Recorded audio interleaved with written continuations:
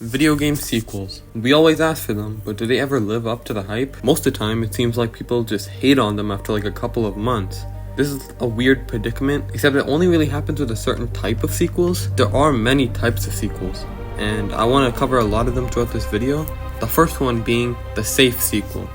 A safe sequel are the ones like, let's say, Spider-Man 2 to Spider-Man PS4, God of War Ragnarok to God of War 2018, Tears of the Kingdom to Breath of the Wild. Some of the most hyped up games to ever release because of how impactful their predecessors were. I want to focus on these three examples specifically because, for one, I've played all of them and beat them, and also their predecessors, and two, they provide slightly different examples for how a safe sequel can work.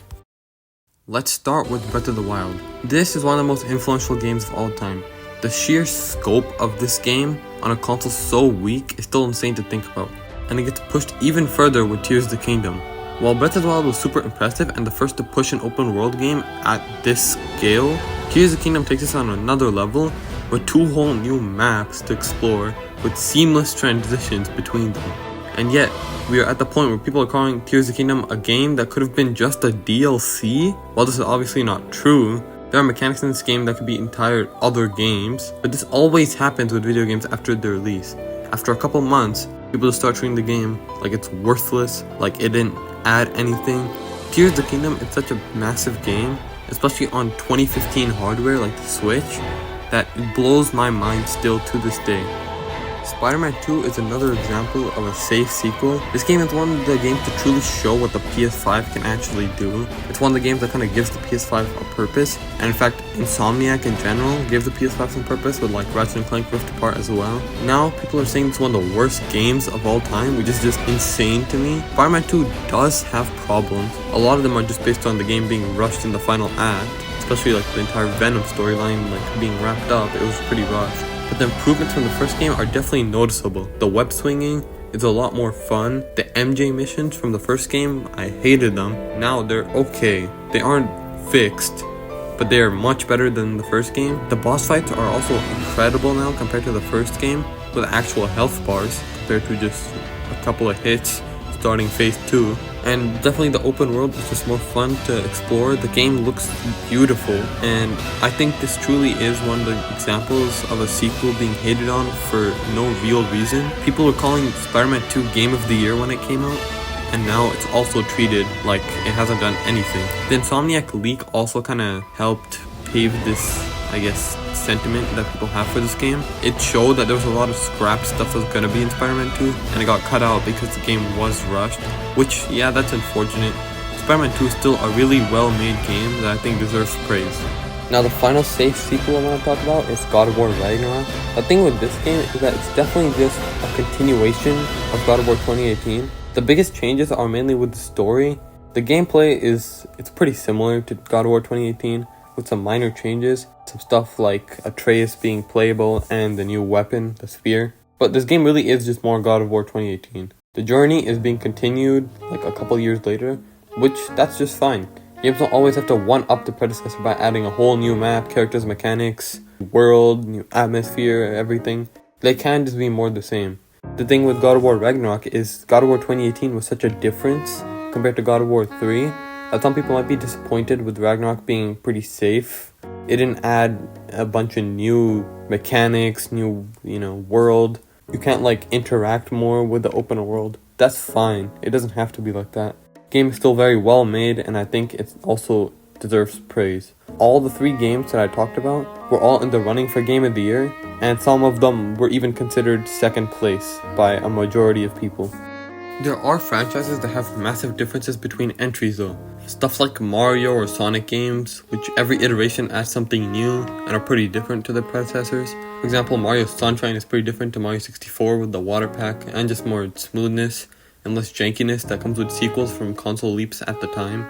There's also stuff like Sonic Unleashed, which introduced the boost formula and is also a beat 'em up for half of the game, while Sonic's Secret Rings and the Black Knight, they're motion control storybook games that are completely different. Then there's Final Fantasy. With every game, Final Fantasy 16 is an action game, while the Final Fantasy 7 remake games are a mix of strategy and turn-based elements in an action game, with a menu system for your attacks in turn-based, while still using action to get the chance to use the turn-based.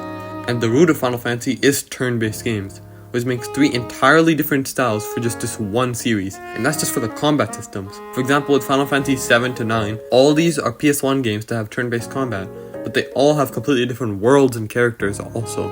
With sequels like this, it's more about evolution in the series compared to just being safe next steps.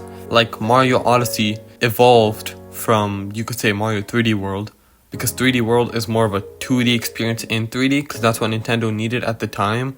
Well, that's what they thought they needed at the time, because of the massive success of 2D from New Super Mario Bros. DS. But now, with Odyssey, we finally have this open formula that was present in Mario 64 when 3D became like a thing for Mario. But then, there's the kind of sequels, which I like to call, what the hell do these count as sequels?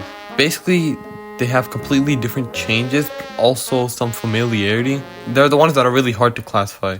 Final Fantasy VII Rebirth is one that I want to talk about the most, that describes the title perfectly. Now this is a sequel to Final Fantasy VII Remake, which itself is a remake and also a sequel at the same time of the 1997 PS1 game Final Fantasy VII, which has multiple sequels, prequels, and spin-offs like Crisis Core, a prequel, a movie called Advent Children, which is a sequel, and a shooter called Dirge of Cerberus, which is also a sequel, and also has completely different gameplay to Final Fantasy VII. Now, let's go all the way back to Final Fantasy VII Rebirth specifically. It has a different map compared to a remake because that's how the original game was structured too. It's basically an open world now. The combat system is the same as remake, however, with some big changes like actual air combat compared to remake's whatever air combat, and synergy attacks. Regardless, I would say Final Fantasy VII Rebirth is a much better sequel than games like God of War Ragnarok because it one-ups the previous title. Final Fantasy VII Rebirth is one of my favorite games of all time just because of how much it adds to the series and to its predecessor, Final Fantasy VII Remake, and the original Final Fantasy VII. God of War Ragnarok's goal isn't to do that specifically, it's trying to give it a more familiar experience, so it still has a place. I love that game as well and actually prefer it to 2018 slightly, but I still think Final Fantasy VII Rebirth is one of the best sequels of all time. It is very hard to classify though. Other examples of this type of sequels are like really old video game sequels. Zelda 2 The Adventures of Link is completely different to Zelda 1. It's pretty weird that they just changed the gameplay of the series, especially because the next game, The Legend of Zelda Link to the Past, follows the style of Zelda 1, not Zelda 2. Mario 2 is also kind of weird. This game was supposed to be an entirely different game that got turned into Mario, not to count Mario Lost Levels, which is basically a harder Mario 1, which is also technically Mario 2 in Japan. God of War 2018 is also a weird sequel because it's technically a continuation of the original Greek trilogy, but it's also a reboot at the same time in a different place of Norse mythology instead of Greek. So it's very hard to classify it as well. These last kind of sequels are pretty hard to identify, but also the coolest kind of sequels in my opinion.